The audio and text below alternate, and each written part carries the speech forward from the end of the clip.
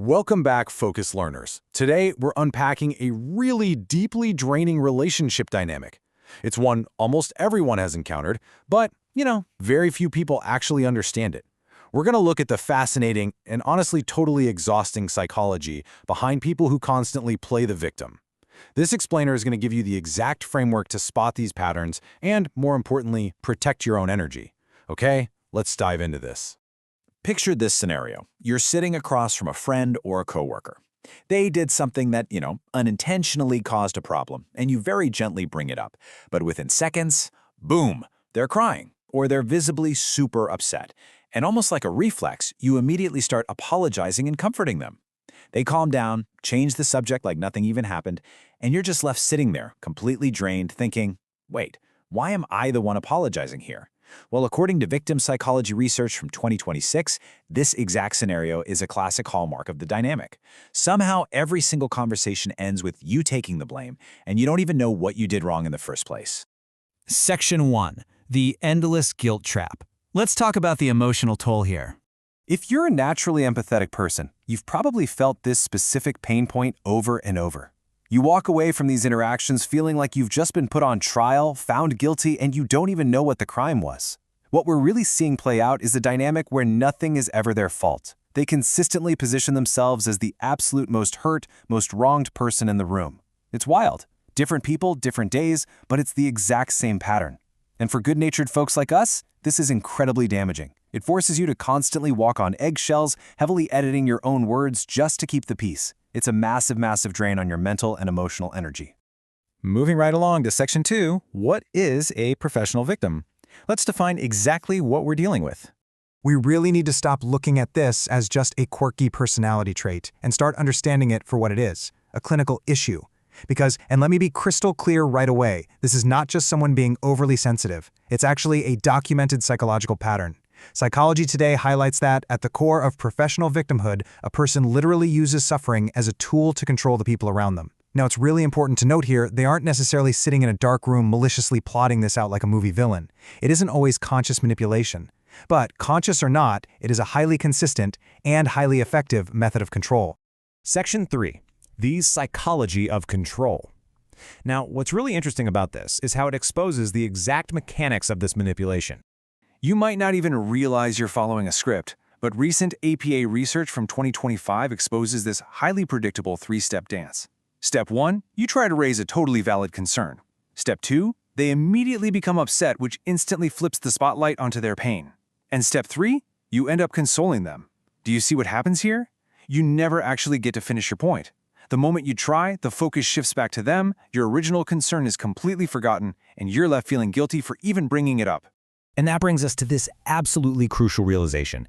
Guilt is the currency of this dynamic. Think about a time you tried to say no to this person. They probably got real quiet, looked deeply wounded, and muttered something like, "No, it's fine." Instantly, you feel this massive wave of guilt, you cave, and you say yes. And just like that, they magically brighten up. Every single time you pay that toll of guilt and reverse your boundaries, you are actively teaching them that this tactic works.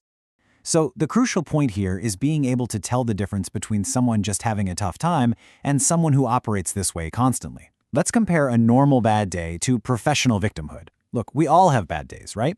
We might get defensive or need a little extra grace. But a bad day is a rare blip on the radar. Professional victimhood, that's a constant, unyielding pattern where the person never ever takes responsibility. Every single problem always has an external cause. There's literally always someone else to blame. And here's a hard truth, backed by Psychology Today's 2016 findings. Patterns do not change by themselves. This is a deeply, deeply ingrained cycle. If you're just sitting back waiting for this person to suddenly have an epiphany and apologize to you, well, you're going to be waiting forever. Breaking this cycle requires your active intervention. You have to change your steps in the dance. Which leads us perfectly into Section 4, how to protect yourself. These are actionable steps to stop funding this pattern. The goal right now is to empower you to stop feeling that overwhelming guilt. There's this brilliant approach drawn from dark mind tactics, and it goes like this. The next time you bring up a concern and they try to make it all about their suffering, follow these 3 steps. Step 1, acknowledge them calmly. Just say warmly, "I hear ya." Step 2, refuse to change the subject. Follow up immediately with, "And I still need us to talk about this."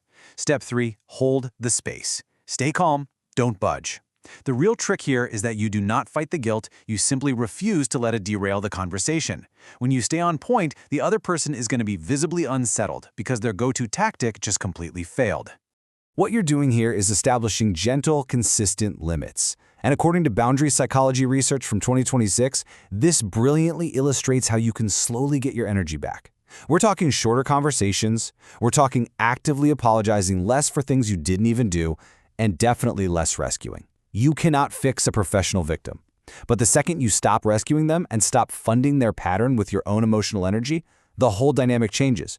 You'll actually start to feel your energy coming back. Finally, Section 5, From Guilt to Clarity. This is all about reclaiming your freedom. When you finally stop playing your part in their little script, you shift from feeling constantly drained to feeling, honestly, totally unburdened. But you gotta remind yourself of this truth. Clarity is not coldness. It's so incredibly common to feel like you're being the mean guy by setting these boundaries. But listen to me, you are not responsible for managing someone else's emotions every single day. Recognizing that truth and protecting your mental health, that's a sign of deep clarity, not cruelty. So I'll leave you with this final, provocative thought to reflect on today. Will you continue to fund the pattern, or are you ready to reclaim your energy right now? If the concepts we explored in this explainer reminded you of someone in your life, well, now you have the tools to change the game. Please, share this explainer with someone you know who's exhausted by this exact situation right now. They probably really need to hear this today. Keep learning, keep protecting your peace, and I'll catch you in the next one.